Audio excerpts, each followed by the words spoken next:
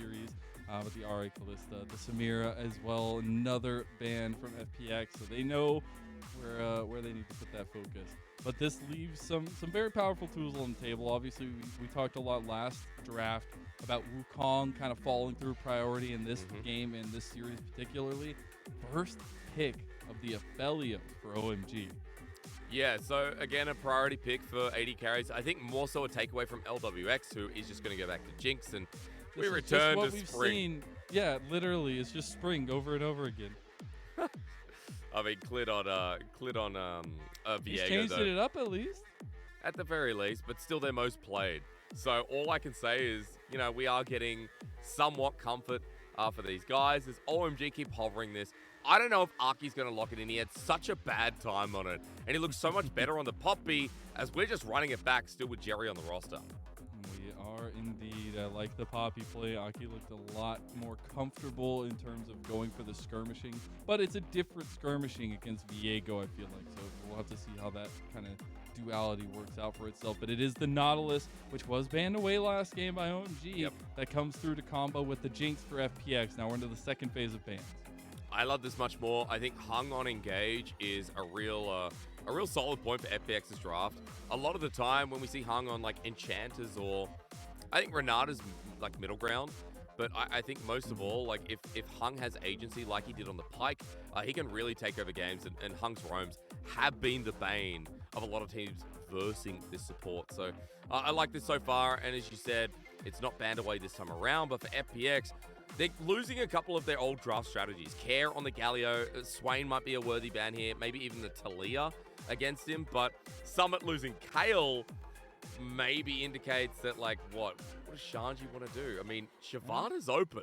Is he that worried? There's still a lot of scaling. The Gwen that we saw, last game comes through for FPX this time around. There was a lot of focus, I will say, on that mid lane, though, towards Creme, right? Nobody gets the Akali this time, the Corki that he's been so confident on. So going to the second phase here for OMG, where they're going to have to pick up their double solo lanes right off the back, it's going to be a little bit difficult to play through. Oh, but this is banned in game number 2. Shanji is one of the only people in the world right now as it gets hovered. Like, Creme on Viktor's disappointing. Let's be real, guys. You just saw an Akali game. I'm a little sad. And Mazel, like, his game number 1 on Viktor was unappealing to say the least. We just saw something flex that I absolutely love. If it's Gragas, I'll be sad. If it's GP, a little bit less so. But Shanji, if he pulls out Rumble in this comp, will it make sense to me?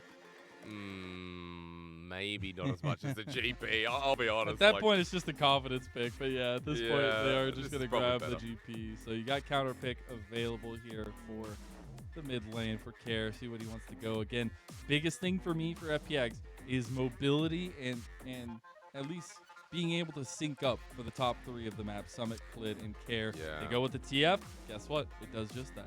It does indeed. Like, Galio's already taken away. He's played Talia once before, but Care isn't that big of a Talia player in general. When you lose Ari, when you lose Galio, and when Swain has gone down in priority, this kind of fits the bill. And as you said, this will be a good little reaction towards bottom side. FPX in game number 1 continued roaming down and playing towards that lane. And while Summit also adds opportunity with a strong laning phase himself, I feel like right now FPX have a lot of options here, Mazel, and alongside their pick potential, have also built out to some pretty decent scaling when we do get along to, the 5v5s or even the extended skirmishes, when you have so many good resets like the Viego can offer.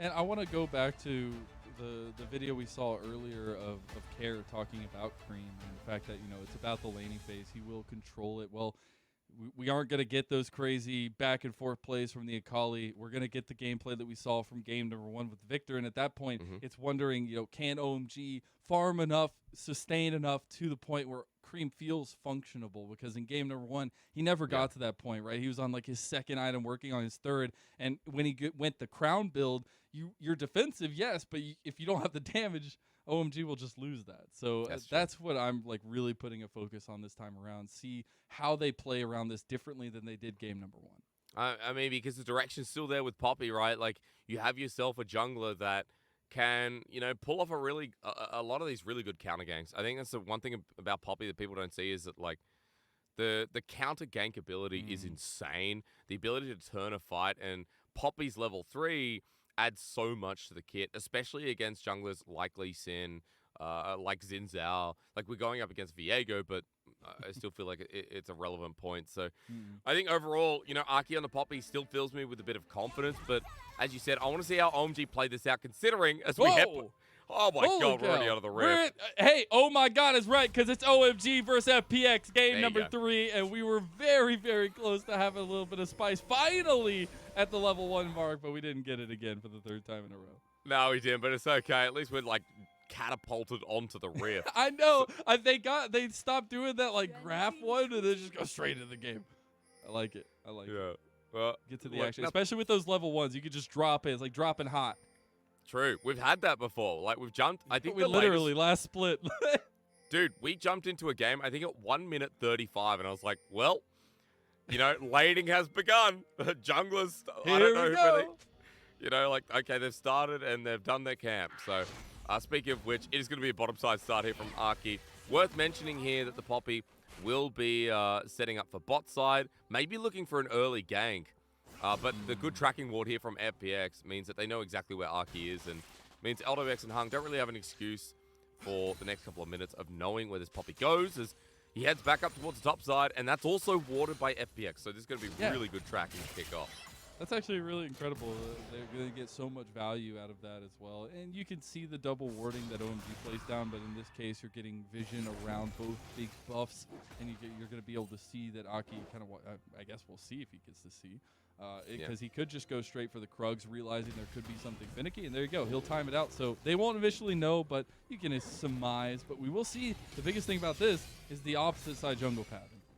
Yeah, I mean, Clid hasn't been tracked out. On the bottom side, he'll have the full 3 camps set up and then into the bot lane. But as you said, I mean, really intelligent from Aki. So FPX don't know where he is. And the fact that they've tracked this Poppy, okay, it's a wrap the start, but we don't know if he walked the long way around to Krugs. We don't know if he walked to red. I feel like a couple of mind games from Aki, and complimenting him last game, deserves a little bit of a shout out for starting so perceptively in this 3rd and final game. Indeed. As Shanji and Summit taking a little bit of space back and forth, we'll see the early, at least, movement into the jungle. But Jerry, be a little careful. We got the Ignite burned by Hung. No Summoners burned by OMG. So you'll love to see that at least. And actually, looking at Pathic right now, Aki is literally just beelining it straight for the Scuttle Crab in bot side. Yeah, and as Clid comes out as well, he's got a bit of a CS lead, but he'll be able to get the smite down if he can get away from the shield. 3, 2, 1, fight! Well, Aki still has the shield. Clid's just waiting. Clid's just waiting. Mazel, bot has What do the you push do too, when you're invisible? I don't know. You just wait. You just hold and wait. He has to give it over. I mean, bot took a bit of a trade. They're running out of mana. And Abel and Jerry got the bounce back, so at this point, or will get the bounce back, I should say. It just goes over to Aki, and he has himself an opportunity to just swing up topside. They're just flirting with each other a little bit. Like at this point, I feel like the relationship should be established. Like, we're already 3 games in. What, between mid and jungle? Are you talking about, you know, we're literally getting junglers just sitting around mid again. Or at least one of them. As Hung, this is a big roam, but he's going to be spotted out. Yeah, he does get the question mark pings pulled onto him. Scuttle Crab and topside still available. Dragon at number 1 in 50 seconds. This time around, no Shanji Dragon to really put that focus in, even though we have seen pretty early focus and pretty early stacking of dragons in this series for both teams. Yeah, we have. And this game should be no exception, right? Because Care is almost level 6, and I feel like this worth talking about. Care with that Twist of Fate ulti. It's the first couple of TF ultis that we know are most important to the game of League. Like, where he uses it, what he gets off is going to be huge. And I think Aki has a lot to do with that, because Aki so far has been so pivotal in that second game of reacting to Clid, of being in the right place at the right time. And I think this is another case. It might be a little bit harder, but it's definitely a case of how he reacts to the TF ulti and kind of reading the play before it happens, thanks to some of the vision that OMG have started setting up in the bottom side river. So that'll help out quite a lot, Mazel, and we'll just have to track as Care quietly approaches level 6 in the next couple of waves. And right, for OMG, this whole series has been about trying to stop the menacing trio. I mean, we got to come up with a better name for them, but Summit, Clid, and Care, because that's how FPX have found, stranglehold leads and end up snowballing games like we saw in game number 1. So the fact that they've been able to find an answer to that in game number 2 and now trying to do so in game number 3, I think is promising. But again, it's about execution, and I think FPX, you know, feeling like they need to get something back here in redemption as for themselves. They did come out so strong in game number 1. They did come out with a lot to say, and I think that slip up in game 2 will be a little bit worse. Wouldn't it be crazy if the 4-win streak with Summit was halted by OMG? Like, they beat LNG 2-0. I'm going to pause on that because we got jungles fighting. Yeah, they got a 2v1 with that Destiny Good call. blast going. But yeah, Aki gets out. I did cast OMG's first series win of the split. Oh, you did? Yeah, I did. So, hey, who knows? Maybe we got a little bit of caster curse for FPX. But Clid looking for the gank top side. Aki to find him out here potentially as that control order comes down, and we're looking at a 2v2 potentially here. Hysterics. I mean, they know Clid's here at the very least. They just want to make sure that Summit gets his way, but OMG denying it. He's going to flash it. Look at it! Summit! Oh, he goes down. That top lane focus giving him nightmares from when he was in the LCS, and Aki comes up big. They didn't respect Aki's Poppy. They let it through the draft. Also, that FPX could decide, well, we can get early rotation of Jinx, of Viego, but Poppy is just taking the LPL by storm. And once again, Aki on the board first. Top lane is now a nightmare with Summit losing all that wave, Mazel. As even mid. That's going well for Creme. It's looking really good. It's making me think of, you know, when Hecarim was in the meta, and it's literally just like the LPL multi-tool. You just have go buttons wherever you want to do it. And Aki with the flash, with those kinds of plays, he has those go buttons. He's making it look real good. That was just slick. Amazing flash here from the jungler of OMG. And as I said before, look at how much CS was denied. Summit is now 20 CS down in this lane. The wave pushing against Shanji. And, you know, Gangplank is going to be in such a great place considering that we didn't really talk too much about OMG here, Mazel, but I feel like it's a simple composition, a lot of front-to-back elements. And, you know, Shanji does apply that global pressure. When Twisted Fate moves to a side lane, it's like, okay, Shanji has a tool of his own to kind of help with that counter alongside the Poppy. So it's looking really good for OMG's start to this game as they lead by 1k gold lead, and it's on the horizon, dude. Like, OMG, if they can beat FPX, stop that win streak. Just imagine FPX looking back at this game. Maybe it hurts as we start approaching playoffs. It could be the game they look back on. It could be, and that's why this series is so crazy, because last split, it came down to situations like this that OMG were denied out of playoffs, and RA, FPX took their places at 9 and 10, and in this one, it's not the end of the split, but as we say, you know, it's one round robin, so you got to make the best of every single matchup you get. Well, as Herald goes down at the very least, making the best of the early game is still FPX. I want to point out, Hung made the movement up from bot first, so OMG, Jerry was a little bit slow, but you always got to respect the Nautilus coming through with double summoners available. So wave will be pushed in, no plating taken. It's just a flat-out win from FPX to try and even up this gold as Aki and Creme start moving in on care together. But Clid, once again, hovering around mid. I mean, mid-jungle has been both these games. Yep, I cannot wait to look at the percentages here because they are just constantly around this mid lane, and I want to see where Clid's going to use this. Rift Herald, obviously, first neutral objective had gone over to FPX, but now we're getting a formation from both teams around the dragon and see who's going to be able to take that next objective. I mean, for FPX, look at where the wave's at. Abel has to go there first, so it will be the start from FPX, but Aki does have the ultimate. Mazel channels it up, and it's going to go on the short cooldown. Remember, that has changed, so he will be able to use it again in about 10 seconds. The reset, but it will be OMG moving in force. 4 members strong. We'll be able to claim first dragon as a response to neutral objectives. FPX can't really do anything about it. No, so OMG getting the first objective is great. Also, you know, respecting the fact that Aki can just boot them out of there with an even numbers advantage. So I like it here from FPX. However, that means that they're going to try and make a Herald play on the bot side, and this is, I don't know if Abel sees this coming, Mazel. I have a point to say about that in a moment, but yeah, I love watching these kinds of moments because the stress is just, like you could literally cut it with a butter knife in the air. Able, Flash. might be in some trouble. He can go for it. Nice little move. He's got it out. Wild Growth comes out just in case from Jerry. He's like, my ADC ain't dying on my watch today. I mean, it was a nice sidestep from Abel. Let's be real. We have gone from some very rude things said about this man to now calling him an Abel. Like, this is his split, and it's crazy when you consider that only last split, this man decided to Gale Force and smash his head. You know, like Gordon Ramsay holds up 2 pieces of bread. You know, what are you? And Abel this split, you know, he ain't asking that question.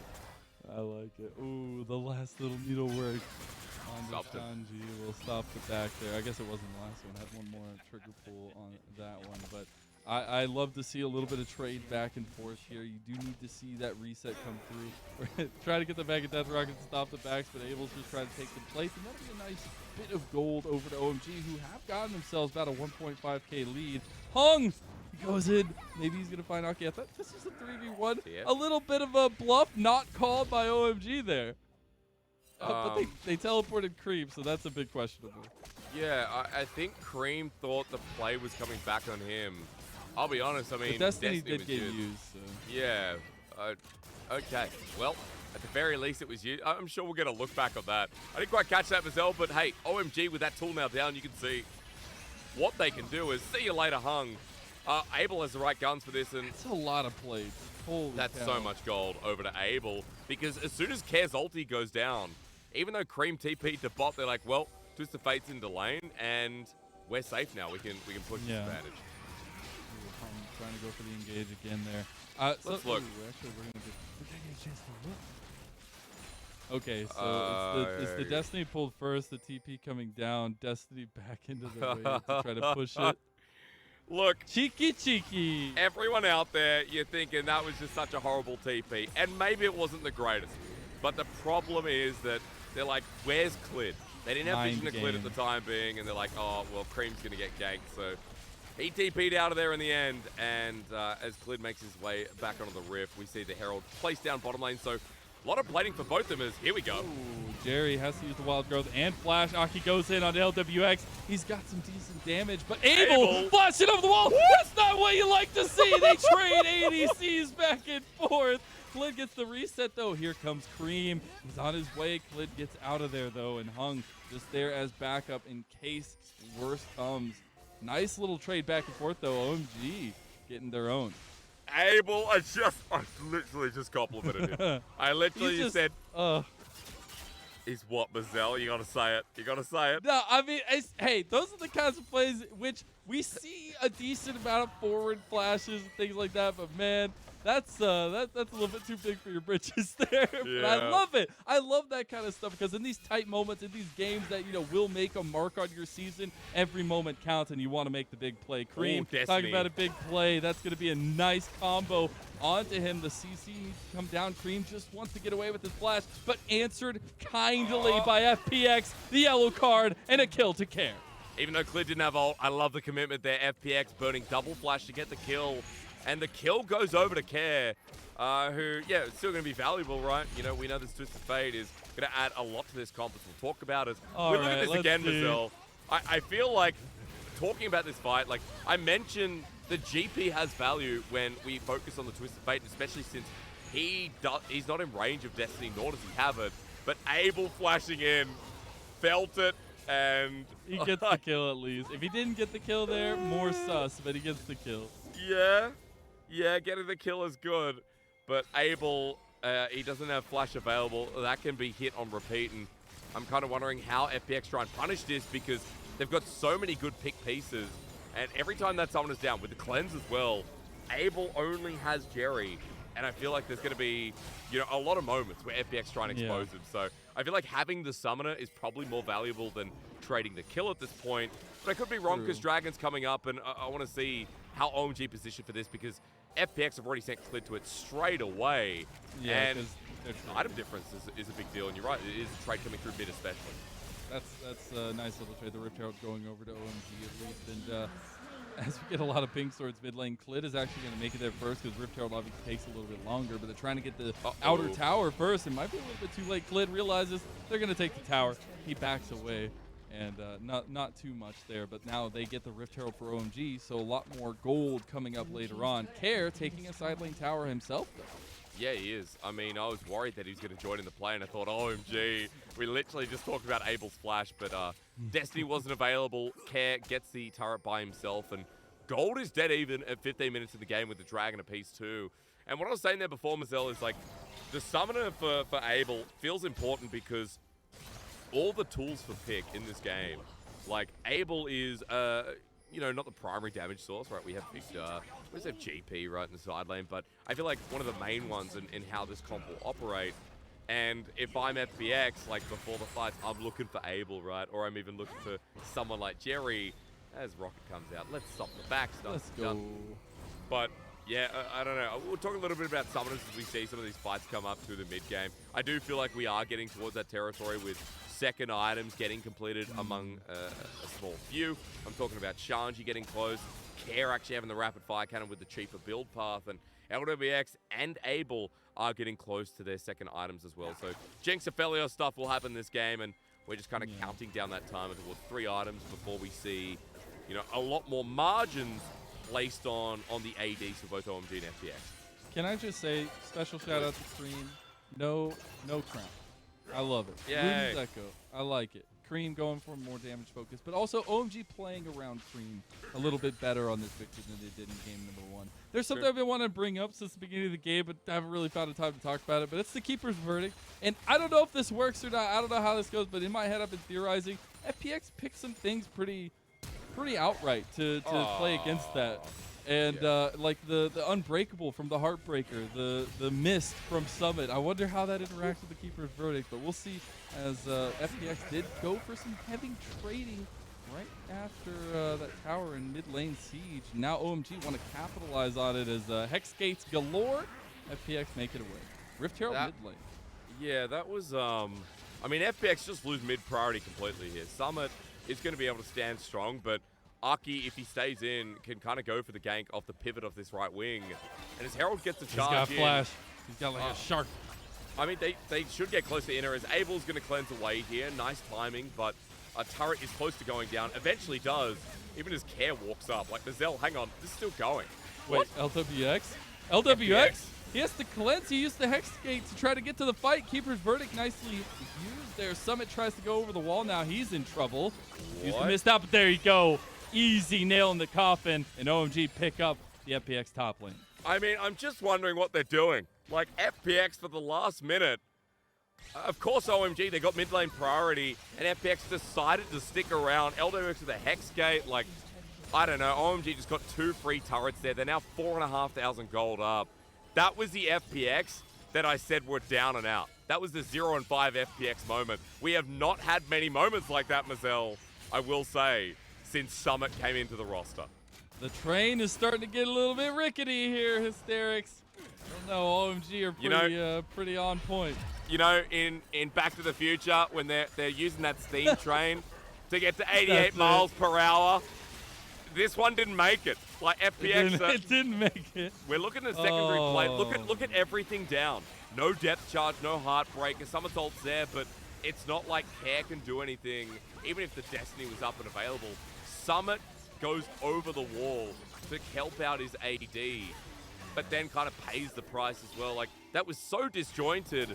And you look at what you just gave away to OMG. Turrets in the side lane against his GP, who is right now diffing Summit in the lane. 40 CS up and 2 items strong. Like, he's doing fine here. His Cannon Barrage can add so much impact even when he's not joining in the fights. And with 30 seconds left to go on Dragon, I think now FPX... Oh, Creme is in a 2v1. He's in some trouble here. Yellow card's going to be right there. And here comes the Mega Death Rocket. Flash out of it. He's got the turnaround. Oh. Cannon Barrage to separate. Shanji has to pull the trigger on that. As Destiny Gate is still available there. Could use it, but he's going to back. Maybe try to... Oh, okay, it's going to fall. Okay. Creme's got stopwatch. I think that's a good call not to take it there. True. But, you know, FPX committed everything because they know that they're not getting this Dragon. They don't want to take the full-on 5v5. It makes sense.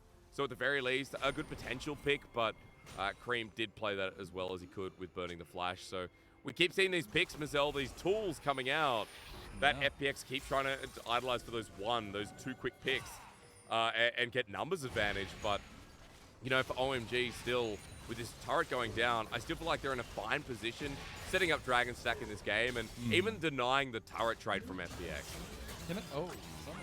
Dragon did go down to OMG. Now Aki caught in a 2v1. The needlework to Everfrost, and that'll be a kill going over to Summit. Okay, well, good response from Soul Lens of FPX. This is such a crazy game. Like, it's not really crazy with Blood. It's just like, dude, the last 5 minutes of decision making have been so interesting to watch. And I think OMG right now are the better performing team, but FPX, once again, you kind of can't count this team out when they've been on this win streak for a reason. The individual talent's there, and those are the kind of plays that mean something when, yeah, gold starts going downhill. As Clid, here we go, Mazel. Creme could be in trouble. Oh, I was talking about the flood top lane that FPX like to play for. I feel like the Hex Gates really play into that, but they also are just continuously looking for advantages. And with the skirmish heavy topside, with the Destiny available for care, that's what you kind of got to look for in these lull moments. Because, again, OMG are scaling here. They are obviously pretty comfortable in the way the game's going so far. I'll actually get a replay of that Dragon kill. W.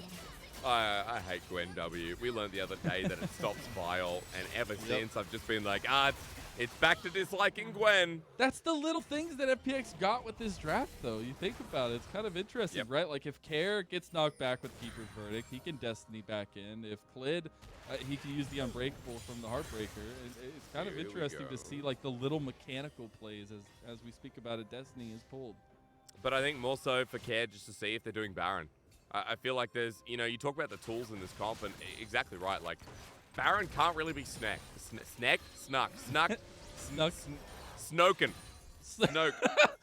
Perfect. That was a dive off the deep end, and I love it. Oh, dude, it can't be snoked. Also, let me just say, the 9th Star Wars was rubbish, Mazel. Oh no! Oh my it brings god! Up bad memories. Dude, I got around to it like a couple of months ago. Finally, it was rubbish. The first 3 was so much better. Like, the first 3 looked like, you know, Golden Globe award winners. Just go play Lego Star Wars, the game, and play the 9th episode. It's fine. It'll be all right. Be better. Is OMG going to sink this Baron? At least try to start. Remember, I said it's hard, Mazel, as Aki's outside the pit. He does go in for the engage. He's not in the pit here. He does have flash. Keeper's Verdict is available. It's channeled here as Hexgate taken by Hung. They're on each side of it. Aki can't get into the pit without a flash. OMG are going for the fight here. Summit almost goes down, but Care, they're just split. FPX don't have the focus here, and Hung is caught out. Care now as well, and OMG are turning right back onto the big purple worm. How easy was that turn? Poppy value once again. Lwx, all he can add is a rocket, and Clid doesn't even pick the angle to fight as Creme is looking for him once again.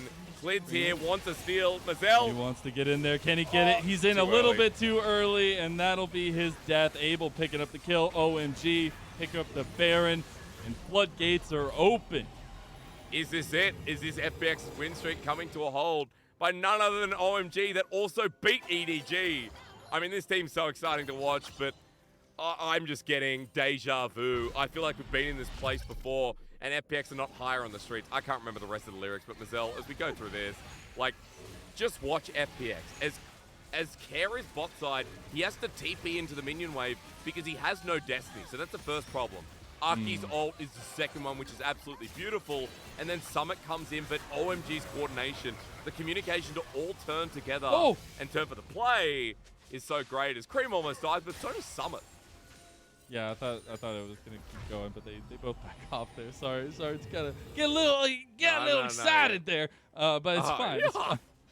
All right, okay, we're back. Hey, we're in for a rodeo at this point. In this game, the culmination of this first series has been nothing but everything I wanted, right? Yeah, like, going into this one, we talked so much about the history, last split between these two teams, what we're looking at in the expectations, the win streaks, where OMG is representing, where Creme has been, and it's all coming to such a beautiful end here. Obviously, still got a little while, but Clid's on his 4th level chess stuff at this point. He's still looking for those games.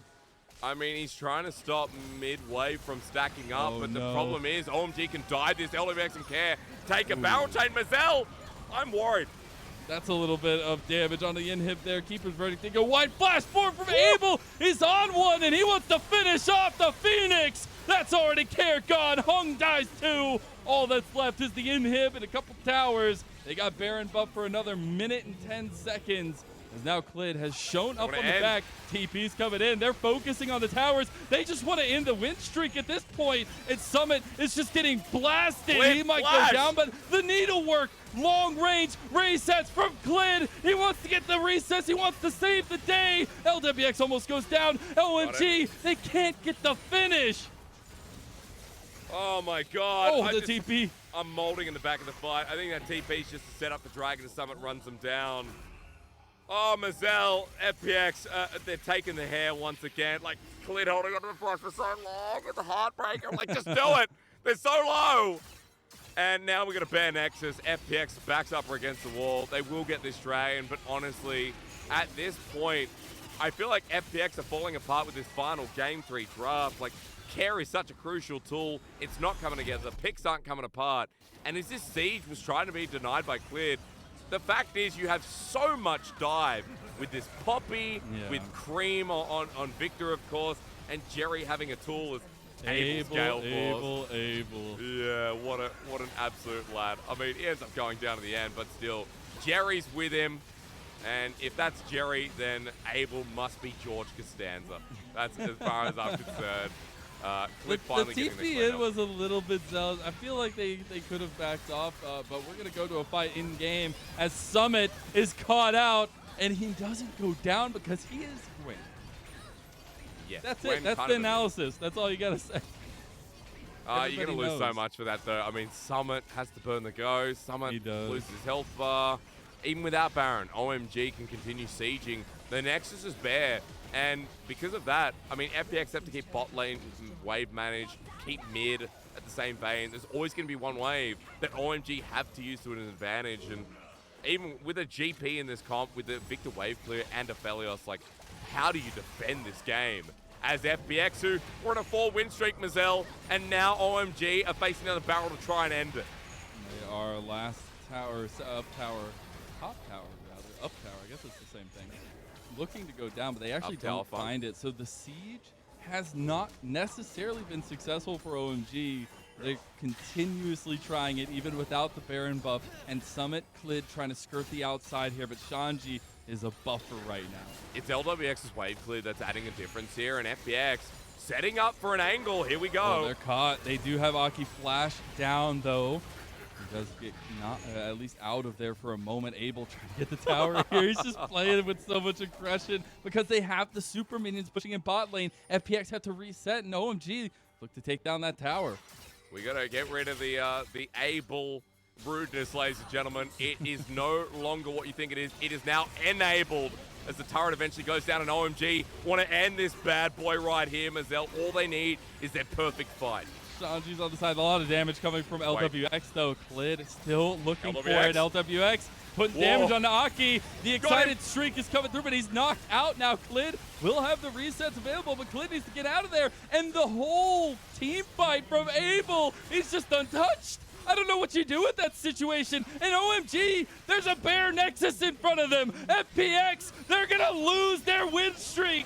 If they can finish it off here, if OMG are just steps away from finishing off this best of 3, Abel's going in. He's got the damage. He has his sights set, and the win streak is finished. By OMG. Out of any team in the league, I mean, OMG have been up and down. Like, only just beating WE, looking decent enough against Self Esports. I feel like OMG are a bit of a contender this split, and once again, the battle between them and FPX, they get revenge for spring, where that series was what defined FPX getting into playoffs. So this time around, OMG hold their heads high, and games 2 and 3, let's be real, Aki deserves a lot of respect for how he's played this Poppy and how much value it's given. OMG's draft back-to-back here.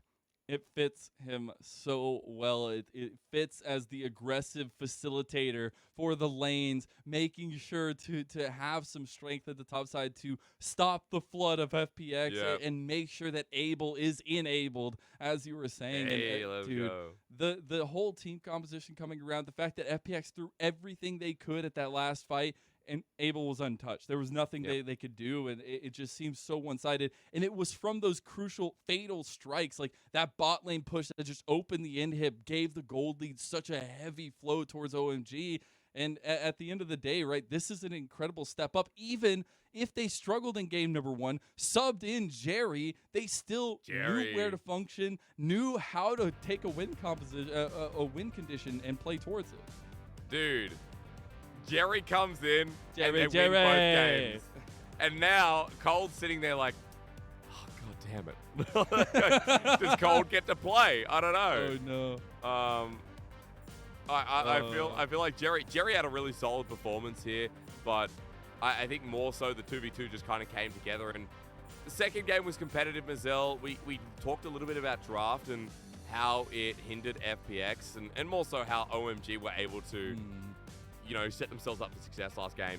But this time around, I think FPX's execution is to be called out. Like, Care's ulti timers weren't bad, but the problem is it never synced up with Clid. It never synced up with any of the side lanes. Hung didn't really get to roam around or play much with the team this game. Like, that kill participation is low as anything for Hung. Yeah. And I feel more so like, the comp, theoretically, we could see how it would work, but it's like, look how easy it is for OMG to deny that. Look